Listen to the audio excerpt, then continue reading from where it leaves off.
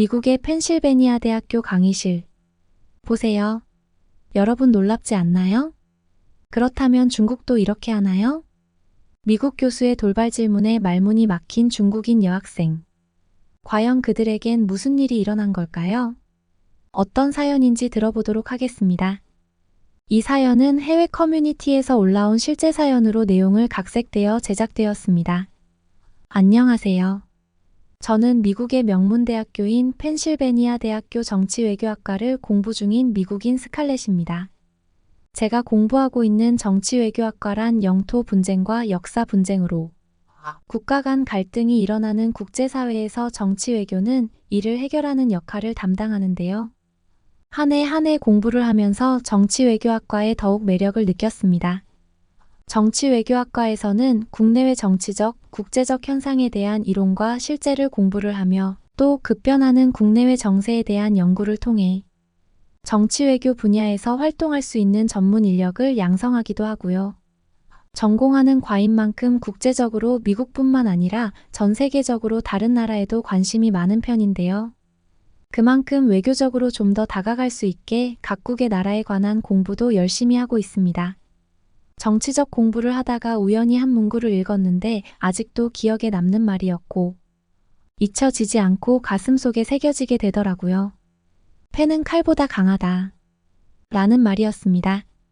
보통 문학이나 언론의 영향력을 표현할 때 쓰이는 말로, 즉 무기로서 펜이 칼보다 뛰어나다는 말이 아니라는 글이었습니다. 전적으로 말이 갖고 있는 영향력은 그만큼 크기가 크고 글의 위대함을 나타내는 말이지 않을까 싶었습니다. 좋은 쪽이던 나쁜 쪽이던 그만큼 막강한 힘을 발휘할 수 있지 않나 싶어요. 그러므로 전 이과에 대한 흥미와 앞으로 미래에 제가 가질 직업에 대한 기대를 더욱 할 수 있었는데요. 그래서 제가 이루고 싶은 미래의 직업이 무엇이냐면요. 바로 정치학 연구원이랍니다. 어떻게 보면 생소하다고 느끼실 수 있는 직업이긴 하지만 어떤 일을 하는지 알게 되시면 괜찮은 직업이다 라고 생각하게 되실 거예요. 저희 학과에서 배우는 내용들을 토대로 연구하고 발표하는 직업인데요. 앞으로 이 직업을 가졌을 때 제가 얼마나 잘할지 상상만 해도 기분이 좋아지더라고요. 제 꿈이 이루어질 수 있게 더욱 노력할 계획이랍니다. 그리고 어떠한 사건으로 문화적 차이를 크게 느낄 수 있는 일이 일어났는데요. 그 이야기를 말씀드려 볼게요. 전 성적도 우수하며 교우 관계도 너무 좋으며 저희 학교의 세계 여러 나라 유학생들과도 너무 친하게 잘 지내고 있습니다. 학교의 장점 중에 하나인 유일하게 기숙사 생활을 할 수 있는데요. 저는 학교를 왔다가 가는 이동 시간도 너무 아깝게 느껴졌고 좀 더 공부에 열중하기 위해서 기숙사 생활을 결정하였습니다. 학기 중에 어느 날이었어요. 기숙사 사물함 쪽으로 가려고 하는 순간 누군가 제 사물함 쪽에서 출입구 쪽으로 막 뛰어가는 거였어요. 전 너무나 당황하는 나머지 소리 지름과 동시에 도둑이야 라고 말을 하고 그 사람을 쫓아갔답니다. 얼마나 빠르게 도망가는지 쫓아가려고 해도 쫓아갈 수가 없더라고요. 쫓아가는 와중에 그 뒷모습을 잊을 수가 없었습니다. 검정색 긴 생머리의 여자였는데 그 순간 생각했죠. 검정머리니깐 아마도 동양인일 확률이 높다고 확신했죠. 범인인지 아닌지. 생각이 드는 여자를 놓치고 돌아와서는 제 사물함을 확인해 보았는데요. 그런데 제가 열심히 밤낮을 가려가면서 과제를 위해 미리 찾아놓고 프린터로 뽑아 정리해 놓은 자료가 없어져 있던 거였어요. 제 성격이 한번 집중해서 공부를 시작하면 끝장을 보려는 성격이라 많은 자료를 수집하기도 하고 정리가 되어 있었어요. 그런 중요한 자료가 없어진 걸 알아차린 저는 분노를 참을 수 없어 그 범인이 어떠한 여자인지 학교 전체를 뒤져서라도 찾아봐야겠다고 생각하였답니다. 기필코 찾아야겠다는 생각으로요. 그러고 난 뒤 제가 아까 그 범인이 검정색 긴 생머리라고 말씀드렸죠? 네. 이걸 토대로 학교를 뒤지기 시작하였어요. 어느 강의실이든 들어가 보면 그 머리가 있는지도 확인하고 생각보다 찾기가 힘들어질 찰나에 제 앞에서 머리가 아주 긴 학생이 걸어가고 있더라고요. 그래서 바로 앞질러 가서 저기 혹시 기숙사 사물함에 온 적 있지 않아요? 분명 뒷모습을 본 것 같은데 라고 소리치며 물었죠. 그랬더니 무슨 소리이냐며 난 기숙사도 쓰지도 않을 뿐더러 개인 사물함도 가지고 있지가 않다. 라고 그 학생이 말했어요. 의심을 안 하려고 해도 뒷모습이 너무 비슷해서 의심을 놓을 수가 없더라고요. 그래서 어디 있었냐며 내가 이런 사건이 있었다 자초지종을 설명해 드렸답니다. 그 말을 들은 학생은 어떡하냐며 너무 중요한 자료가 아니냐며 되려 저를 걱정해 주더라고요. 이야기를 나누어 볼수록 이 사람은 범인이 아니라는 게 느껴지긴 했어요. 저를 진심으로 걱정해주고 누가 범인인지 빨리 찾기를 바라고 있는 듯 했거든요. 서로 그렇게 오랜 시간 대화를 나누며 그녀가 한국인이라는 걸 듣게 되었습니다. 영어 실력이 너무나 뛰어나서 미국계 한국인인 줄 알았거든요. 자기도 공부를 진짜 열심히 해서 미래의 목표를 이루기 위해 먼 나라로 꿈꾸던 대학교를 혼자 오게 되었다고 하였습니다. 그녀의 이름은 지영이었습니다. 마음씨만큼 너무 예쁜 이름이었어요. 성격 그리고 공부 취향까지 너무 잘 맞는 저희는 하루 만에 급속도로 친해지게 되었는데요. 그래서 범인을 하루아침에 찾을 순 없겠지만 너가 준비한 자료로 분명히 참고하여 교수님께 리포터 작성을 하여 낼 수도 있을 것 같다라고 말하더라고요. 조금만 더 기다려보자라고 저를 안심시켜 주었습니다. 저도 혹시나 그럴 가능성도 있기 때문에 좀 더 기다려보겠다고 생각하였습니다. 어떻게 훔쳐갈 거가 없어서 그걸 훔치냐고요. 그리고 며칠 뒤 저는 어쩔 수 없이 차근차근 처음부터 자료를 찾아보고 다시 정리하기 위해 도서관에서 공부를 하고 있을 무렵이었어요. 도서관 밖에서는 시끄러운 소리가 들렸는데요. 억양이 아주 센 한 명의 목소리가 들리고 있었는데 밖으로 나가보니 한국인 친구 지영이와 동양인으로 보이는 한 여자와 싸우고 있더라고요. 그래서 지영이에게 다가가서는 무슨 일이야? 왜 싸우고 있어? 라고 물었죠. 지영이의 대답은 마침 도서관을 지나가고 있었는데 저 여성이 지나가면서 양손 가득 책을 들고 가고 있었고 중간에 어디에 걸렸는지 책이 무거워서인지 넘어지더래요. 그리고 떨어진 그 책 사이에서 너의 이름이 적힌 그때 도둑 맞은 자료가 있었다는 거였어요. 저는 그 말을 듣고 그 여자를 자세히 보니 그때 본 뒷모습과 동일한 검은색 긴 머리 학생이더라고요. 그 말을 들은 즉시 저는 그 자료 어딨냐며 보자고 했죠. 지영이와 저는 빨리 내놓으라며 큰 소리로 말하자 그 여자는 하는 수 없이 자료를 넘겨주더라고요. 아마도 지영이가 그 자료를 보자마자 바로 숨긴 모양이었어요. 받자마자 확인해보니 제 자료가 맞는 거예요. 아니 어떻게 사물함에서 도둑질을 할 수가 있냐면서 막 따졌더니 나도 급해서 그랬다라고 사과보단 변명부터 앞서더라고요. 아니 이게 말이 되냐고요. 개인 중요한 물품을 보관하는 사물함을 일부러 훔치려고 온 사람이 사과하는 태도가 저렇다니. 대체 급하다는 게 뭐가 급하다는 건지 이해할 수 없었고 누구는 공부에 급함을 느끼지 않냐고. 저도 제 시간을 투자하여 열심히 공부하고 찾은 자료들인데 말이죠. 그 모습을 본 저는 허탈감을 안고 지영이에게 그만 가자고 하며 자료를 찾았으면 다행이다 라고 말하고 그 자리를 나왔어요. 걸어가는 중에 지영이가 말하기를 저 학생 중국인이야. 역시 중국인들은 내가 알고 있는 중국 문화는 알고 있는 만큼 한치의 오차도 없는 것 같다라며 해주더라고요. 어떻게 보면 한국과 중국은 가까운 나라이면서도 먼 나라로 느껴져 보였어요. 저도 이번 계기로 중국이라는 나라는 정말 다르게 보이기 시작했답니다. 물건을 훔치고도 아무렇지 않게 하는 저런 몰상식한 행동은 저는 용납이 안 되더라고요. 제가 피한 이유는 더 이상 그런 말도 안 통하는 사람에게는 말할 가치가 없다고 느껴져서이기 때문이에요. 그 일로 인해 전 중요한 자료나 중요한 물품들은 무조건 제 기숙사 한 제 방에 보관해 두었습니다. 그러던 중 어느 날 사회학과 과목을 들으러 강의실에 들어서려고 하는 순간 흠칫하며 놀랐는데요. 그건 바로 그때 제 물건을 훔쳐간 중국인 여학생이 강의실 한 책상에 앉아 있더라고요. 순간 놀라긴 했지만 아무렇지 않은 척 저는 그 맞은편에 수업을 같이 들을 지영과 같이 앉았답니다. 지영도 신경 쓸 필요가 없다며 저에게 얘기를 해주더라고요. 교수님이 들어오셔서 수업이 한창 이어지고 오늘은 세계 각국의 나라의 문화적 차이에 대한 주제로 강의를 진행하고 계셨습니다. 저희 교수님은 학생들과 소통을 통해 서로의 생각과 역량을 최대한 끌어내는 학생 주도적 교수 학습법을 고수하고 계십니다.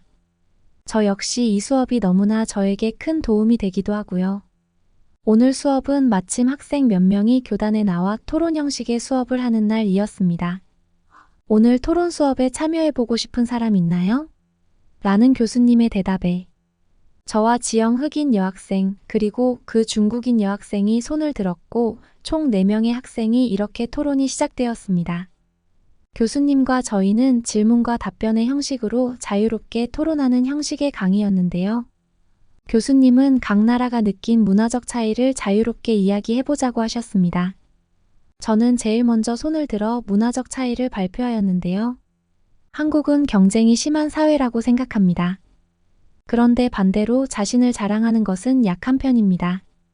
가진 게 없어도 목소리부터 크게 나오는 중국인스럽지도 않고 무조건 긍정적인 마인드를 가진 미국인스럽지도 않죠. 한국 사회가 가진 겸손의 미덕 때문일까요? 최근 지영을 알게 되면서 한국에 대한 몰랐던 사실과 지영이로 인해 한국은 정말 겸손하다고 느껴져서 이렇게 말할 수 있었답니다. 가진 게 없어도 라는 말을 듣고 내적 화가 치밀었는지 그 내용을 듣고 있던 중국 여학생은 반박을 하며 저희 중국인들이 가진 게 없다고 생각하시나요? 지금 세계 GDP 2위 나라이며 기술적으로나 엄청난 성장을 하고 있는 나라입니다. 저희 중국인들은 애국주의 그리고 민족주의로 중국 정부를 80% 이상 신뢰합니다. 저 또한 저희 나라에 대한 자부심이 엄청 강합니다. 그만큼 요즘 중국에서는 영상 콘텐츠라든지 중국 아이돌의 영향력이 엄청 오르고 있고요. 한국인들은 그거 한국 거 아니야 라는 언성이 높고 있는데 오히려 영화든 드라마든 중국 거를 모든 한국이 뺏어간다고 생각합니다. 뒤이어 지영도 발끈하였는지 그 중국 여학생에게 일침을 놓는데요. 한국과 중국은 비슷하면서도 또는 다르다고 느낍니다. 중국은 가깝고도 먼 나라라고 생각합니다. 저희 나라 한국이 중국의 모든 콘텐츠를 뺏어갔다고 말하였는데요. 지금 중국은 세계 GDP 2위인데 여전히 한국인들은 중국에 대한 인식이 시끄럽고 양심이 없으며 교육 수준이 낮다고 무시한다고 생각하는 것 같아요. 그래서 인정은 받고 싶은데 인정을 안 해주니 왜곡해 깎아내려 명분을 만들고 자신들끼리 인정하고 받는 거라고 생각합니다. 한국이 한복을 훔쳐갔다. 김치를 훔쳐갔다. 태권도를 훔쳐갔다 등등. 한국과 중국 사이의 문화적 민감성을 건드리는 내용들을 익히 들은 적이 있는데요. 중국은 과거 진시황의 분서갱유와 근래 모택동의, 문화대혁명으로 문화가 말살되어 뭘 훔치고 싶어도 훔칠 문화조차 없다고 생각합니다. 그렇다고 현재 중국의 영화, 드라마, 예능, 아이돌 등 그 중에 좋은 게 있는 것도 아니고요. 그러니 그냥 지들끼리 여러 이상한 말을 만들고 한국을 비난하는 것입니다. 하지만 또 많은 중국인은 일부 제외하고 저런 왜곡을 모두 사실로 압니다. 왜냐하면 중국 내 언론, 정보가 차단되었거든요. 예를 들어 구글이나 유튜브, 넷플릭스, 페이스북 사용을 못합니다. 뭐든 자체적으로 비슷한 걸 만들어 중국 내서 쓰죠. 하지만 세계인은 거의 안 쓰거든요. 한마디로 좁은 우물인 거죠. 또 중국 공산당 시진핑에 조금이라도 안 좋으면 바로 삭제의 계정도 폐쇄됩니다. 그러니 온갖 잘못된 정보가 넘쳐납니다. 한국에 대해서도 저런 왜곡된 가짜 정보가 중국 내 너무 많죠. 그러니 결국 여러 왜곡을 스스로 만들어냅니다. 그러니 왜곡을 믿는 중국인들은 얼마나 한국이 싫겠어요? 작은 나라에 쥐뿔도 없고 가난해서 자신들을 인정 않고 게다가 자신들 문화를 훔쳐가서 세계에서 관심받는다고 생각하니 더 화도 나기도 하고 질투도 나며 한류조차 세계가 한국에 속고 있다고 비하하며 더 싫어하는 거죠. 저는 왜 중국이 저희 나라에게 그런 문화적인 비판적인 생각을 가지고 있는지 아직도 이해가 되지 않습니다. 지영은 중국인 여학생을 바라보며 이야기를 마무리 지었습니다. 그리곤 지영은 교수님에게도 질문을 던졌는데요. 교수님 한국을 여러 번 가셨던 걸로 알고 있는데요. 제일 좋아하는 한국 음식과 그리고 한국을 방문했을 때 제일 좋았던 건 뭔가요? 교수님께서는 이렇게 말씀하셨습니다. 제일 좋아하는 음식은 확실히 김치입니다. 한국의 김치를 발벗고 소개해준다고 할 만큼 좋아합니다. 현재까지는 제가 먹어본 한국 음식 중에는 김치가 제일 좋아하는 음식이에요. 한국에 많이 갔었는데 저는 이렇게 생각해요. 사실 저는 전 세계 모든 나라에 관심이 있습니다. 미국도 포함이죠. 하지만 한국은 특별히 정말 뭔가 특별한 점이 있습니다. 지난 60년간 한국이 이뤄낸 걸 생각해 보세요. 한국 사람들을 높게 평가합니다. 무슨 말인지 알겠어요? 사람들의 에너지가 좋다는 말입니다. 동아시아 사람들의 에너지, 세상을 대하는 사람들의 자세입니다. 특히 한국인이 그렇죠. 그리고 제가 한국을 방문하였을 때 대중교통을 이용하였을 때였습니다. 한국에선 지하철에서 가방을 앞으로 맵니다. 왜 그러냐면은 지나가는 사람들이 제가 뒤로 맨 가방으로 인해 부딪히지 않게 하기 위해 앞으로 가방을 맵니다. 이렇게 하면 공간을 많이 차지하지 않죠. 가방을 앞으로 메고 학생들에게 보여주는 교수님, 그리고 이렇게 말씀하십니다. 혹시 중국도 이렇게 하나요? 보세요. 여러분 놀랍지 않나요? 교수님의 한마디에 그 중국인 여학생은 아무런 말도 하지 못하였습니다. 순식간에 강의실 안은 환호성으로 가득 찼습니다. 이번 토론으로 인해 세계 각국의 나라의 사회적인 문제에 대한 인식을 알 수 있었는데요. 그럼 이번 강의로 국가별 문화로 인해 생각하게 되고 또 한 번 더 깊게 생각하는 계기가 되었으면 좋겠습니다. 그럼 이번 수업을 마치겠습니다. 다음 수업으로 뵐게요. 수업을 마치고 드는 생각은 서로 각국의 나라가 문화적으로 너무 다른데 중국 여학생은 자신의 나라에 대한 애국주의, 성향이 너무 눈에 띄게 나타내서 모두의 시선을 집중받지 않았나 싶어요. 서로 각국의 나라에 대한 당연히 애국심이 강한 건 사실이지만 이렇게 같이 생활하는 공간에서는 그 성향을 조금 내려놓고 오히려 같이 어울려야 되지 않았나 싶었거든요. 어떻게 보면 중국에 대한 비판적인 내용만 이야기하지 않았나 싶었지만 워낙 그 나라에 대한 인식 자체가 좋지 않아 저 그리고 지영이 또한 토론의 주제의 방향성이 중국을 향하지 않았나 싶었습니다. 이 토론으로 인해 다시 한번 제가 배우고 있는 세계 각국의 나라의 문화적 차이, 사회적인 성향을 알 수 있었습니다. 그리고 그 중국인 여학생도 이번 계기로 깨달음을 느꼈음 합니다. 수업을 마친 후 기숙사에서 지내지 않는 지영이는 학교 근처에 생활하고 있었으며 오늘은 지영 숙소에서 한국 음식을 만들어주겠다고 초대하였습니다. 지영이와 저는 근처 마트에 들러 여러 가지 식재료를 골랐고 저는 어떤 요리인지 상상이 안 되었지만 이것저것 카트에 담는 걸 보니 더욱 기대가 되더군요. 지영이가 해주는 한국 음식은 얼마나 맛있을까? 라고 큰 기대를 하고 있었습니다. 오늘 강의로 인해 전 한국이 더욱 좋아지게 되었거든요. 지영이와 한국의 모든 것들을요. 숙소에 도착 후 뚝딱뚝딱 식재료를 다듬고 있는 지영이를 나도 뭐 도와줄 거 없냐고 물어봤더니 오이, 당근 등등 야채들을 어떻게 다듬는지 알려주더라고요. 전 요리를 제대로 해본 적이 없어서 서툰 솜씨로 열심히 보조를 해주었습니다. 그래도 먼 나라까지 와서 혼자 자취를 하는 지영이는 요리를 순식간에 해버렸어요. 드디어 요리가 완성되었습니다. 완성된 요리는 빨간 양념이 들어간 떡볶이라는 음식이었고요. 그리고 각종 야채와 밥으로 돌돌 말아서 만든 김밥이었어요. 유튜브에서 많이 본 두 요리이지만 먹어보는 건 처음이었거든요. 영상으로 볼 때 엄청 먹어보고 싶었는데 드디어 먹어보게 되네요. 먹는 방법을 알려주는데 김밥을 떡볶이 국물에 콕 찍어서 먹으면 그 조합이 환상이라는 거예요. 저는 알려준 방법으로 먹었더니 역시나 기대한 만큼 제 입맛에 딱 맞더라고요. 왜냐면 저 의외로 매운 음식을 엄청 좋아하거든요. 마트에 파는 매운 소스를 음식에 찍어 먹거나 같이 넣어 먹는 걸 좋아해서인지 처음 접해본 한국 음식인 떡볶이는 제 입에 환상적인 맛이었습니다. 김밥도 마찬가지고요. 너무 잘 먹는 제 모습을 보고 지영이는 나중에는 교수님이 좋아한다고 하신 김치로 김치찌개를 해준다고 말하더라고요. 엄마가 한국에서 보내주신 김치가 있는데 거기에다가 고기 왕창 넣어서 얼큰하게 만든 김치찌개를요.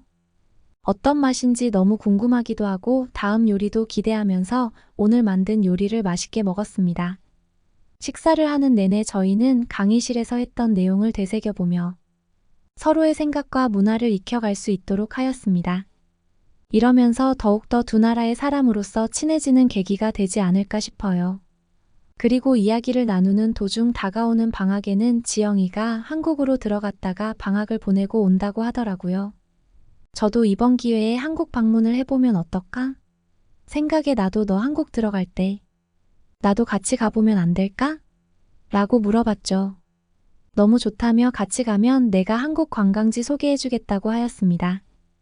경복궁이라든지 청계천, 그리고 명동 관광객들이 가는 필수 코스는 무조건 가야 된다고 하면서 잔뜩 신난 얼굴이었어요. 아직 한국 가기 전이지만 지영과 보낼 한국 여행은 더욱 기대되고 한국에서의 어떤 추억들이 생길까? 엄청 들떠 있었습니다. 그리고 한 미국인이 한국을 방문한 영상을 봤는데 여의도라는 한강공원에서 배달 음식을 시켜 먹는 영상도 있더라고요. 이것도 무조건 해보자고 말하였지요. 그동안 한국에서의 여행을 기다리며 열심히 학업에 열중하고 있을래요. 제 긴 사연을 읽어주셔서 너무 감사드립니다. 학기 중 뜻하지 않은 사건으로 한국을 좋아하게 되었으며 그 사건으로 무엇보다 한국인 친구 지영과 더욱 친해지게 되어 좋았다는 스칼렛 씨의 사연 어떻게 들으셨나요?